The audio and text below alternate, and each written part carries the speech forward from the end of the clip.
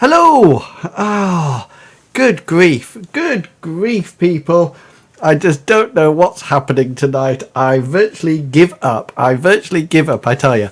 It's one of those nights that I just don't know what's happening. Right, let's run the titles again.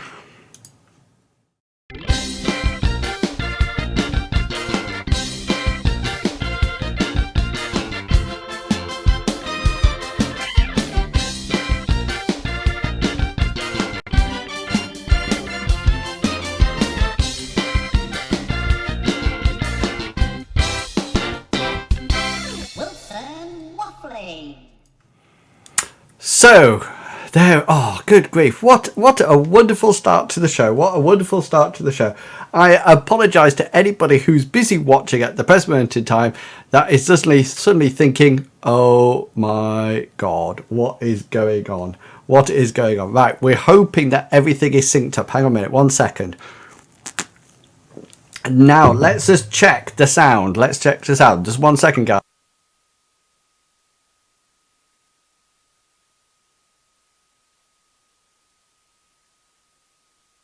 Right, it would appear that we are up and running at last. Well, I tell you what the biggest problem is. Am I a bit dark? Hang on a minute. Oh, hang on. Just watch your eyes. Guys, because sometimes I need to... there we go. A bit brighter now. Do you want to know? I tell you what the problem is. I have recently changed my...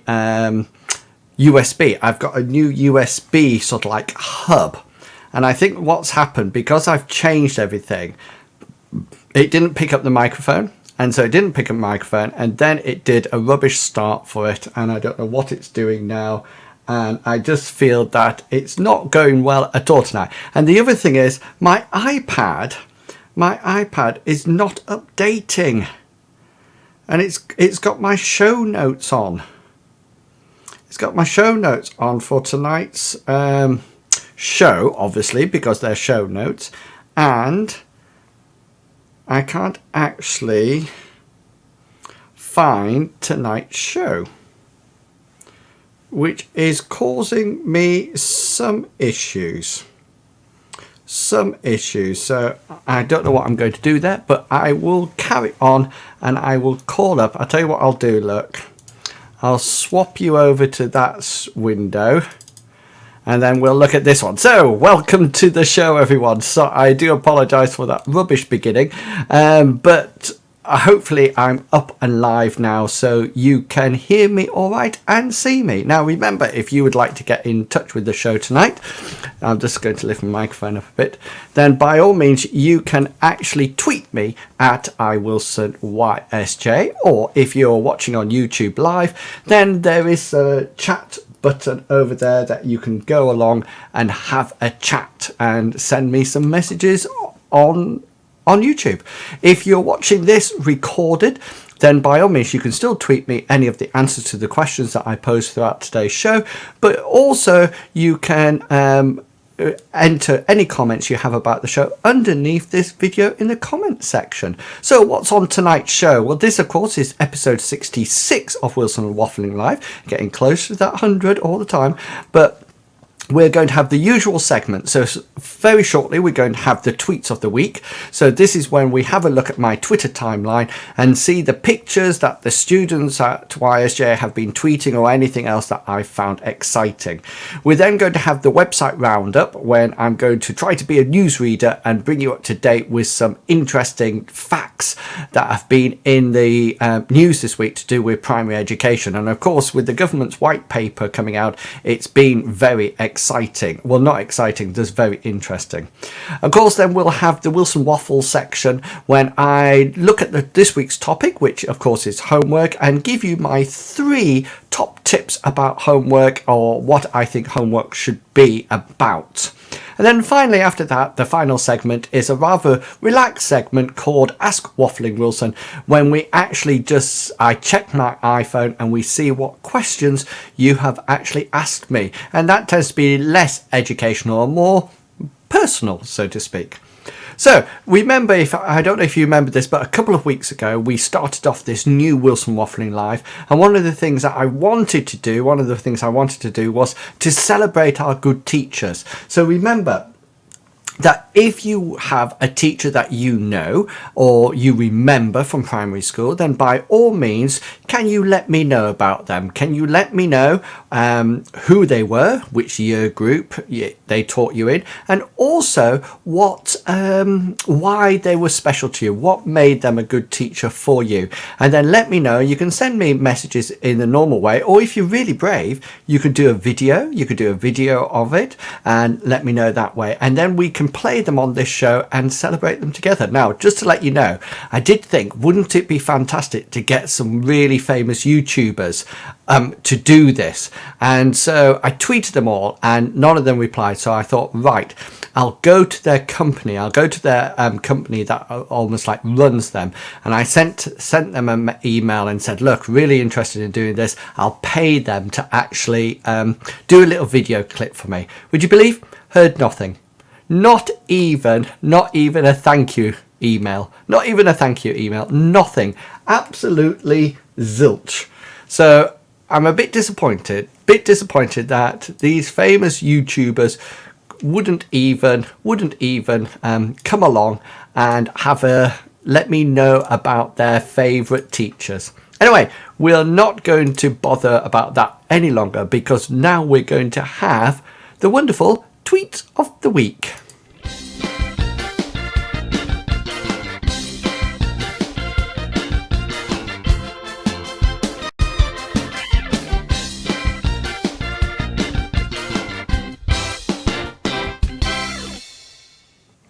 So what have we got on this week's tweet of the week? Well, we're going to start off. I have to get these in the right order.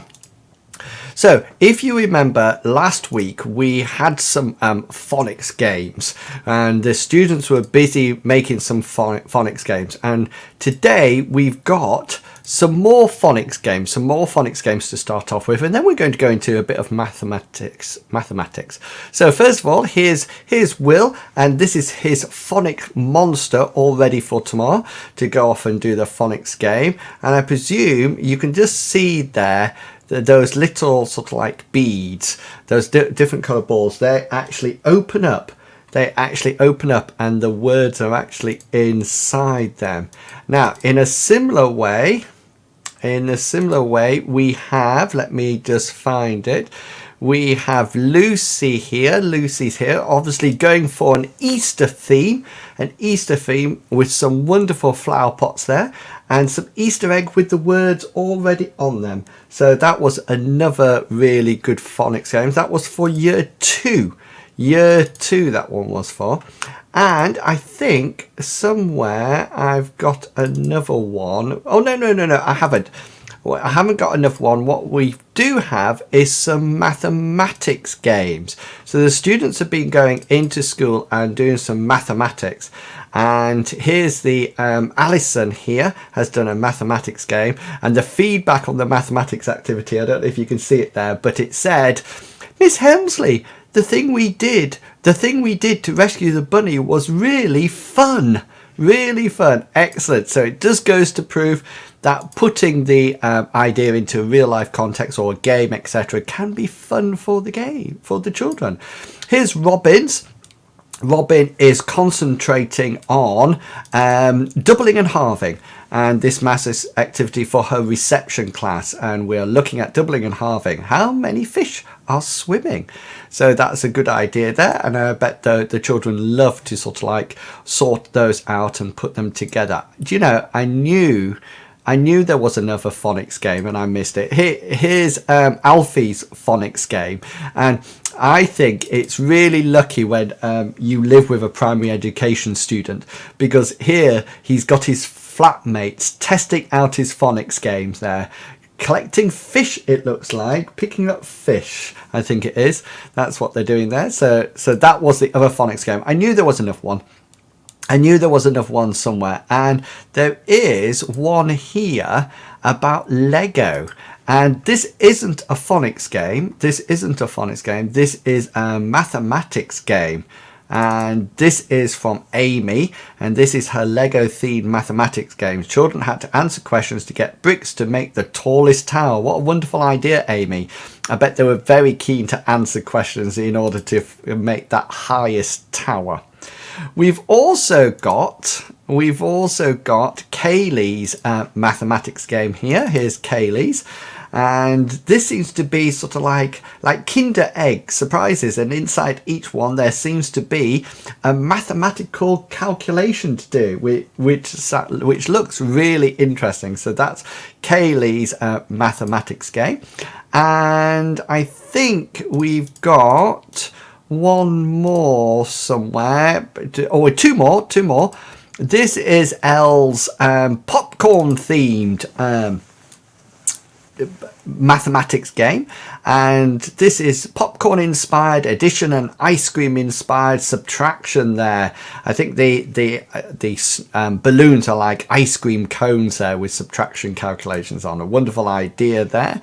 And then finally, going up the school a bit, here we have Gary. And Gary is converting fractions. So a wonderful game there by Gary of converting fractions. I'm assuming that is probably further up the school. Now, as well as all those happening in school, we've also had some other exciting things happening. And the first thing that we do, I don't know if you're aware of this, but we have a primary education blog. And I will put the link to the blog in the comments below so you can go and have a look at it later on. But one of the things that we have done is that we've decided to look back at ex-students of YSJ. So look for students who were at YSJ but have now moved on to see what they're doing. And this week we actually did a blog post, or we didn't do it. It was written by James Rourke, and James Rourke was a YSJ student, and he's now actually he teaches at a small school. He's actually a head teacher, and within the blog post, and you can see it there, it's blog.yorkysj.ac.uk/primary education. And he actually wrote a blog post about his experience at YSJ, but also what he's looking for in an NQT. So if you are interested in looking at what he might actually want as a NQT, then by all means go along and follow the link down below and have a look at what he's actually looking for. Now then, of course, there has come a time that our second and third years are still on placement, and they're busy doing their placements at the moment. And one of the things that is really good, that I really like about them being on placement, is the sense that they still keep in touch with us via Twitter, and I know some of them actually watch this show as well to keep that connection up. And here it's really nice. This is Emily, and Emily tweeted us her start of her display, and the kids are eager to know the new topic, but I mean clues will be daily and the grand unveil on Tuesday. So that's a wonderful idea, to get the children actually actively involved in guessing what the new topic might be. Now, talking about new things, you might be aware of Snapchat. And this was bound to happen sooner or later, that the students got hold of me and decided, I don't know if you know Snapchat, but it has new filters sort of like every week or so. And the newest filter is actually a face swap. And yep, they got hold of me, and yes, we did some face swapping. So here is me and Alfie. Alfie was on the right, but now his face is on me on the left, and I'm on his, so he looks pretty bad. I look about 10 years younger, I think, which is quite nice. And then of course Vinny also got me as well, so you can see here's me and Vinny. Vinny's on the right, I'm on the left, but I've got Vinny's younger face and he's got my older wrinkled face with glasses on, which I thought looked pretty. It was quite nice to look a lot younger for once, I must admit. But yeah, face swapping has come to my sessions.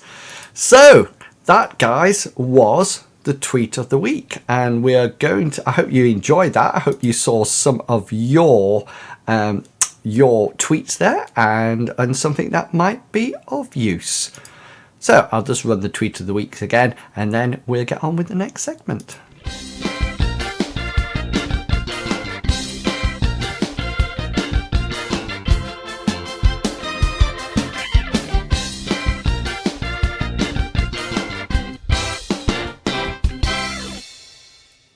Some people actually ask me why I have to run that segment every time, and the reason I do it is because I quickly grab a cup of coffee, a swig of coffee in between to keep my throat lubricated.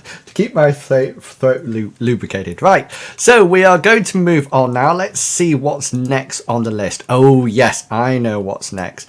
We are going to go on to the website roundup. Now this is when I was hoping that my iPad was going to be working, and I'm not too sure whether or not it is or it isn't, and that's what I'm looking for. Found it.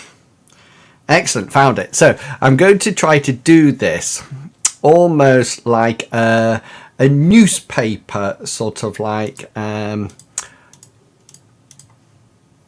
almost like a newspaper story. Now, last week when I did this, I was just so busy sort of like talking away, I ended up just talking about it. And what I don't want to do is talk about it, because that sort of like takes up a huge amount of time. What I want to do is actually talk you through the articles to give you the much information as I possibly can. So I do apologize if it sounds as if I'm reading, and that is because I am. So here we go. Let's go straight on with the website roundup.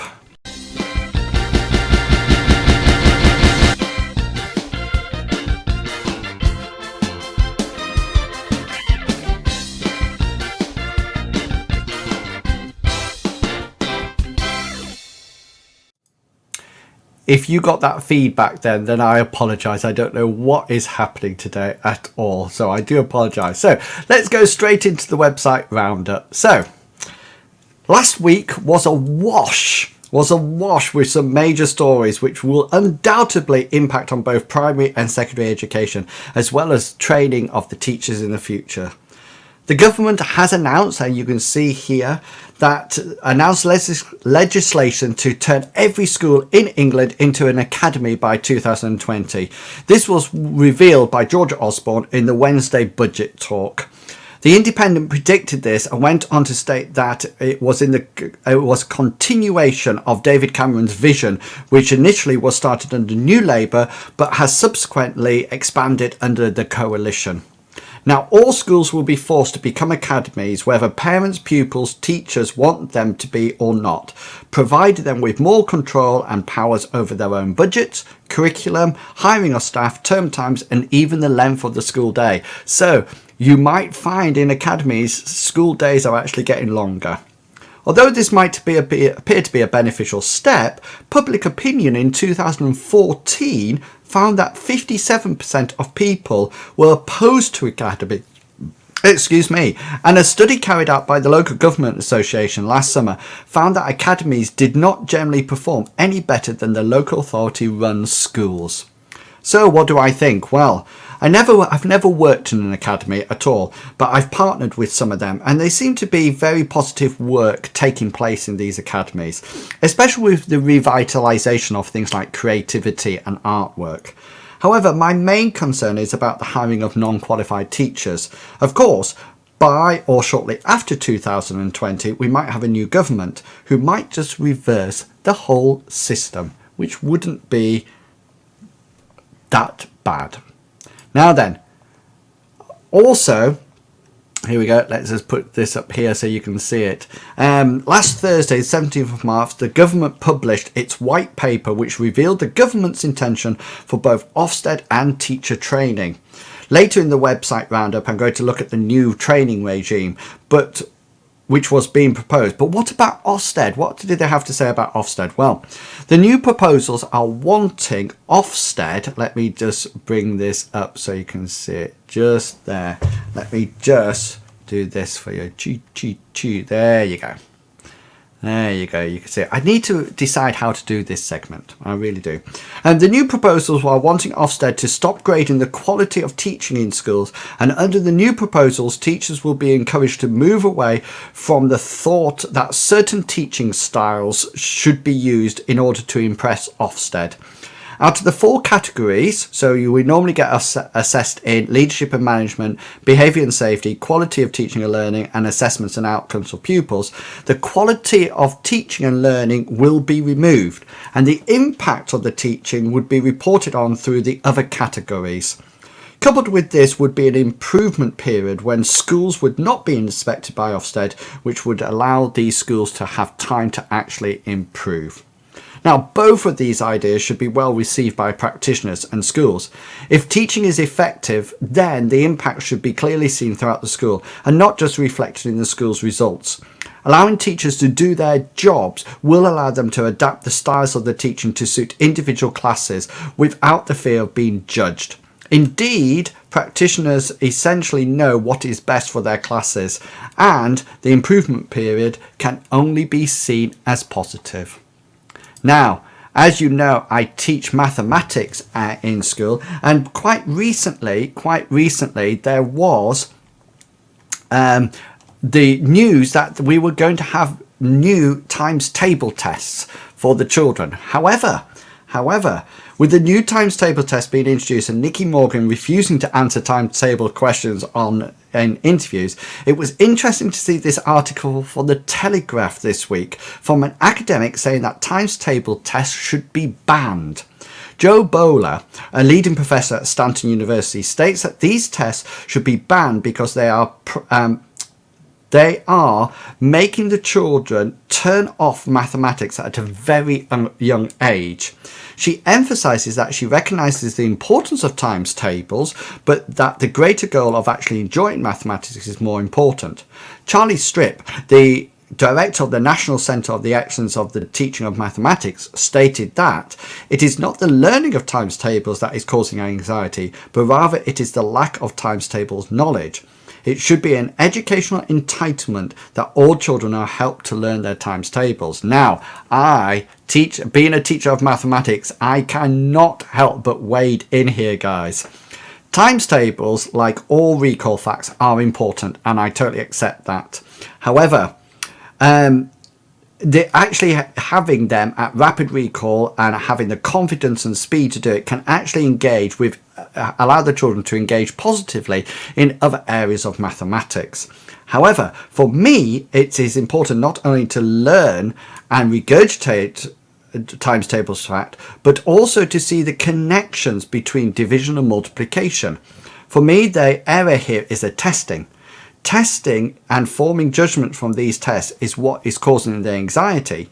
There are many fun ways for children to learn these facts. If they learn them, why do we need to test them? I think it's the testing that's actually causing the anxiety rather than anything else. Right, so let's go on to this story.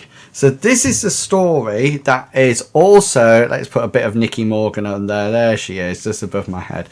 This is the part of the white paper that introduced reforms for teacher training, recommending plans to replace the current qualified teaching status with a new tougher accreditation in a bid to raise the bar for ITE. So this is an understanding that they want everybody, they want it harder to get QTS and make it more thorough and make it a tougher accreditation. Under the plan set out in the Education White Paper published the other morning, teachers will have to demonstrate proficiency, including subject knowledge, over a sustained period of time in the classroom. The White Paper says the current system for awarding QTS uses a comparatively low bar because it is handed to new teachers before they have significant experience of life in the classroom. The new accreditation would raise the quality and status of teaching profession, better recognising advanced subject knowledge and pedagogy, with trainee teachers having to provide evidence of effective teaching over a sustained period of time. It says that lawyers and accountants spent years training before they are fully qualified, and that, by contrast, teachers on postgraduate courses routes spend just 120 days in the classroom before awarding QTS. Now, it's not actually clear from this white paper what area of QTS or ITE this is actually going to replace.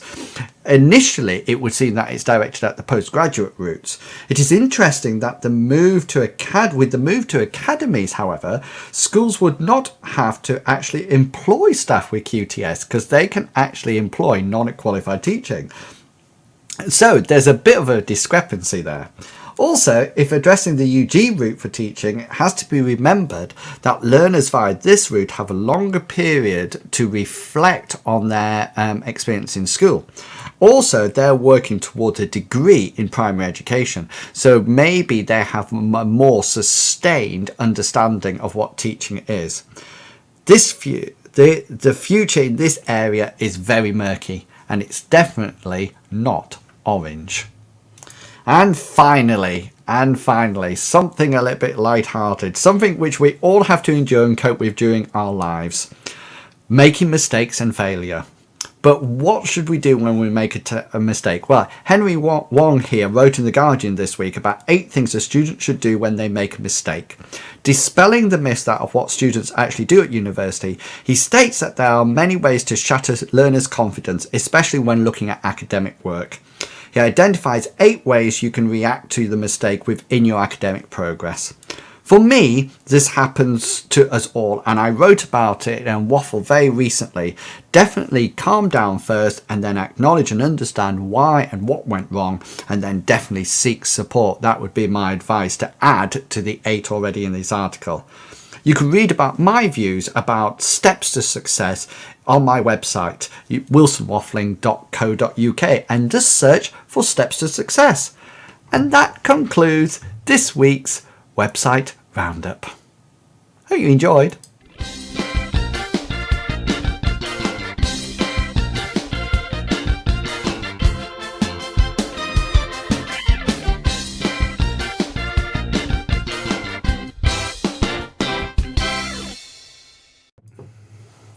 So that was the website roundup. I quite like that way of actually doing it. I think it sort of like keeps it upbeat, but I don't know how well it comes across, so I'm going to have a look. And I don't know whether or not I should in the first ever episode of this new format of Wilson Waffling Live, I actually recorded it and actually played it, and I'm not too sure whether or not I want to do that. I might have a think about it and see how it goes. But I do like this idea of just sort of like talking you through the articles. I think it's a lot more snappier than me actually waffling on about it over and over and over again. So remember that all those links for those articles will be in the discussion in the comments below, or you can find them on wilsonwaffling.co.uk on the actual episode 66 post, and you can have a look at them there.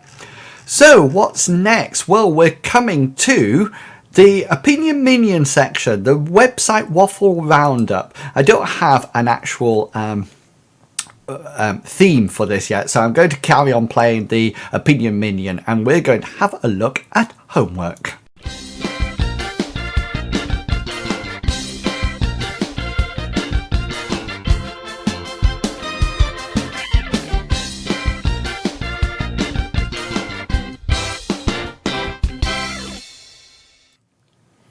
So the Opinion Minion, so let's have a look at homework. Right, so remember, if you go along to my blog post, I actually, excuse me, bit of a cough. You probably will know from my website that I actually do things in 3s. So in this part of the show, the Wilson Waffling Tidbits that I like to call it, rather than Opinion Minion at times, is that I like to give you my 3 top tips about doing related to the topic that we're discussing. And this week we're talking about homework. Now then, before we go any further with this, please remember that there's always a link available for you to go and give your opinions about homework if you would like to share with them. Or if you would like to ask me anything, then you can always add it to the Ask Me button, which means that if you go along to, let me just bring it up for you. If you actually go along to wilsonwaffling.co.uk, just up here there's an Ask Me button, and if you press that button you get all the questions that have been asked with all the answers. Ignore the adverts down the side. So you can just add it here, and you can either ask me anonymously or not. It's completely up to you. So this week, remember, we are talking about homework. And before we start, I just need to make something quite clear to you all. Okay, so I am not a great believer in homework at all. Okay, and before you say anything, I've worked in schools that have used homework very effectively, and I have sung its praises, and I've set it in the past, and I've done lots.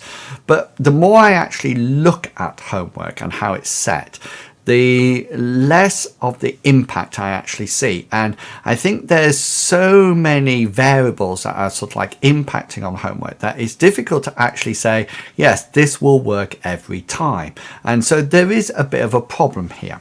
However, what I do accept is that schools frequently set homework. They frequently have homework policies, and so rather than parents like homework, and some children actually like homework as well, so rather than avoiding the topic, I want to actually engage with it and give you, imagine the scenario that if I actually had to give set homework, then these are the things that I would sort of like stick to, my 3 tidbits of setting homework, the 3 key things that are important.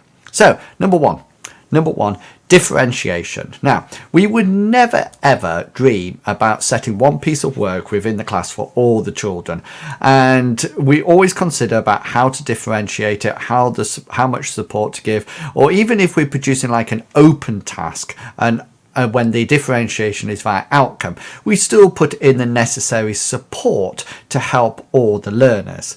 Now, what I would say, my first key thing for homework is that if I'm setting homework, then it would have to be differentiated.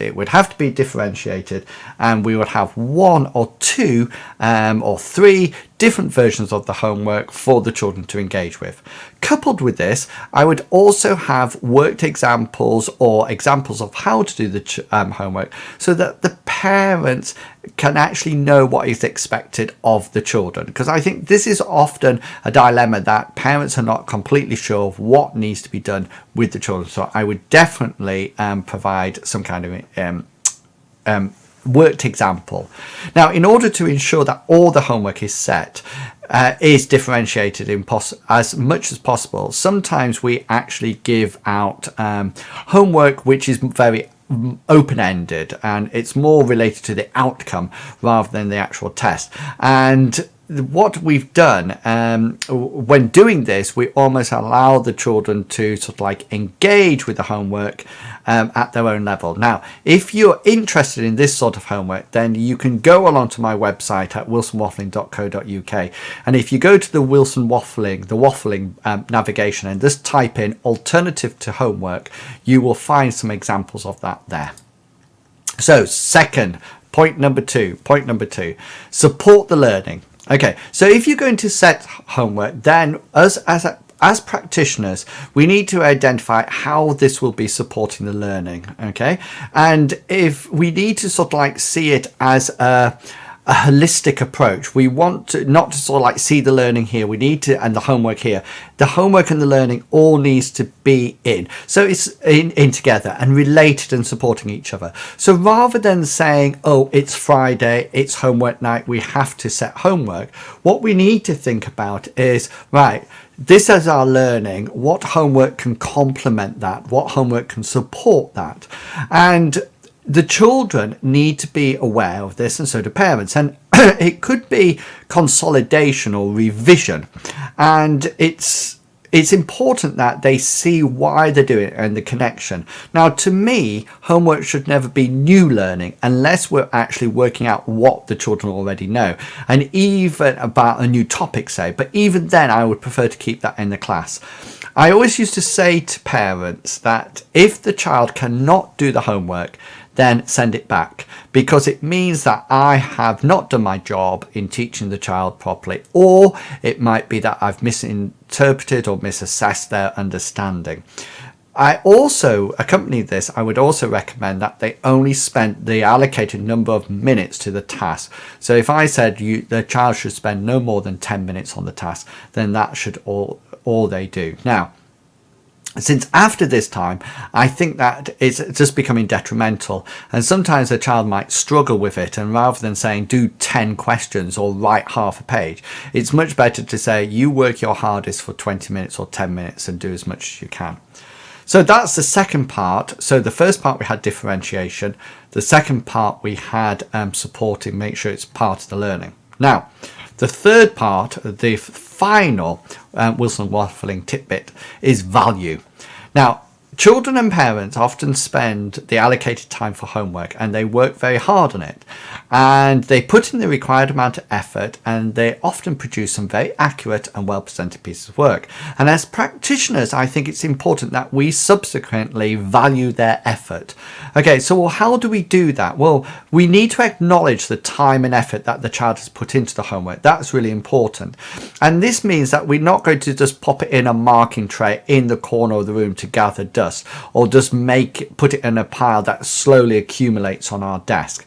It needs to be marked, and it needs to be marked in the same way as any other piece of work. So it's not just a case of saying, oh yes, tick at the bottom. It needs to be marked with, acknowledgement of the learning and next steps, etc. Now, what I find is that rather than having homework on sheets, it's much better to have a homework book of some description, and therefore this helps with a running record of all the homework, and it also allows the parents to engage with the process as well. So as the homework goes back the next week, they can see the comments that I've made, they can see how well the child's done, and they can also, as parents or guardians, be encouraged to write in that book as well, and so create that dialogue between the two. It also means that you can see the progression throughout the book, and also it gives you something to talk about at parents' evening on top of everything else. But it's a good idea to have them out so that parents can say, I really like this homework, it's really good how the child has progressed. So that's the sort of like the 3 Wilson tidbits about homework. I hope that's been useful for you if you're busy setting homework. Remember, make it have a purpose, make it suitable for the child, and most of all, value it when it comes back. And no matter what it is, whether or not that's reading a book, learning times tables and division facts, whatever it is, try to keep to those three key points. Okay, so let's move on. Let's move on to Ask Waffling Wilson. The number you have dialed has been changed. The new number is... Ask Waffling Wilson. Please note, the new number is... Ask Waffling Wilson. Hello? Hello, I'm back. Oh, now then, sorry, I forgot to say, I've just seen that we've got a message. We've got a message in the chat. In placement, there is a boy who decided to make a cake for his mathematics homework challenge. His parents filmed it and posted it on YouTube. The head was very impressed. Excellent, Vicky. Now, that's the sort of thing that if you go across to Wilson Waffling, let's just go back to it. I'll just call it up in a second. Let me just find my homework, my alternatives to homework here on the site. Here it is. You'll see here, let me just call this up for you. Here we can see some of my alternatives for homework. So this homework here is that we actually went out to see a production, and I forget what it was called. It was not, I think it was something to do with Jack and the Wolf or something like that. Anyway, here's some of the pictures that we got. So these, let me see if I can just do that and get rid of me there. So you can see some of the actions here, and I don't know if you can see that in the background, but there's a picture of a series of pictures of somebody actually making his cake that was actually in the shape of a wolf. And here's the finished display. You can see the whole display there, and we valued it. The head has also decided to hold an assembly to show all the children. Fantastic. I think that's a really good idea, and I think that's really positive also for the child, and also demonstrates how much we're actually valuing their homework. So if you have any other ideas, then by all means add them to the chat or link them down below. Now let's go straight across to the Ask Waffling Wilson section to see whether or not we've got a question here. I never know what's coming up in here. Right, it says road trip. Where are you going and who are you taking with you? Oh, road trip. So I have to go. I think that's when you go in a car, isn't it? It's almost like an American idea. I tell you what I would really like to do. And I would really like to do this. And I suppose I could do it over some holidays or sometime. But I would really like to get a nice car, but quite a big car, so I feel safe in it, like a nice Land Rover or something like that. And I would like to go right the way up to John O'Groats. And I would like to drive from John O'Groats right the way down to Land's End. And who would I take with me? Well, this is really interesting because I'm the sort of person that if I took one person with me, I think they would get very annoyed with me and I would get very bored of them.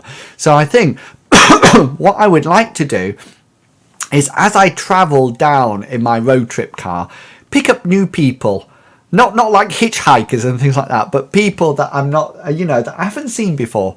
Or celebrities, and drive with them for a while. But it would have to be like a big Land Rover, so I felt safe in it, not as sort of like a little Mini, because I don't like things like that. So so that would be my road trip, to go from John O'Groats to Land's End and maybe pick up a whole load of places in between that I haven't been, in a nice car, stay in hotels overnight as we go down, have nice breakfasts, drive all the way and have different people, a bit like that guy who does those YouTube videos, the comedian who has different sort of like band people in. And I could do it. Land Rover, if you're listening, you sponsor me and I'll create a video for it over my summer. And then we can have YouTube success in my budding YouTube video. That would be absolutely fantastic. So that is my road trip. Where am I going and who am I taking with me? So that's it. Now then, cough, cough. We are coming to the end. We're coming to the end of Wilson Waffling Live, episode 66. I do apologise once more for the rather shaky start. I will be working on that and making sure everything is working perfectly for next week. Hopefully, once we finish this live show, I'm going to go into the video and see whether or not I can trim a bit off so it doesn't look so bad. Remember, if you have any views about homework, then you can go along to the forums on wilsonwaffling.co.uk, and there is a forum topic already there called Homework, Love or Hate It, that you can enter in your discussions there. Alternatively, you can actually log in and create an account on wilsonwaffling.co.uk and become a member, become a waffler, and start posting comments on posts and gaining points so you can be a challenge and accept some of the challenges, so you can actually become, here's some of the challenges, you can actually start to work towards, that's a fellow waffler there, but as you can actually work towards the different levels and you can actually become, here we go, right the way down here, if you get enough points you can actually become a waffling legend. There you are. Very few people have become a waffling legend, i.e. none apart from me. So by all means, form an account and then start doing those challenges and getting your waffling levels. Alternatively, if you would like to win a badge, an I Waffled with Wilson badge, and also the winner gets a £5 Amazon gift voucher, then by all means go along and choose the winner badge option here from the badges and levels, and here you enter your details there, and then you have various actions you can do, like watching this video or reading a web page, and they got 10 days left. and then there's 29 entries so far, but every time you do one of those things you get an entry, and then what happens is that I actually draw a winner out and advertise it on the site. So there's that to do as well. So loads of things to keep you busy over the Easter holidays. So remember, you can keep up to date with my waffles by following me on Twitter. And of course, I will be live here again next week for episode 67, when I'm going to share with you the results of the survey about this show, so we can see how we're going to go forward in the future. Remember, all the articles I discussed today will be linked below this video or on the web page for the episode 66. And remember also that later on there is a list on that same page. There's a list of topics that we will be discussing in the future. So I hope you've enjoyed this week's episode of Wilson Waffling Live, episode 66. Please come back next week and for episode 67. And in the meantime, don't forget that tomorrow on, if you on my Wilson Waffling Radio, I will be doing the Wilson Waffling Radio show. So by all means, tune in. It won't be on Radio YSJ because that's stopped for the Easter. But if you go to my radio station on wilsonwaffling.co.uk and choose the link up at the top, then you will be able to come and join me live tomorrow night at 8 o'clock for the Wilson Waffling Radio show. Hope you've enjoyed tonight's show. Hope you've enjoyed gaining some understanding of some of the aspects of homework and the articles from the website roundup. So until episode 67 next week, consider yourself waffled. Have fun, guys. Bye.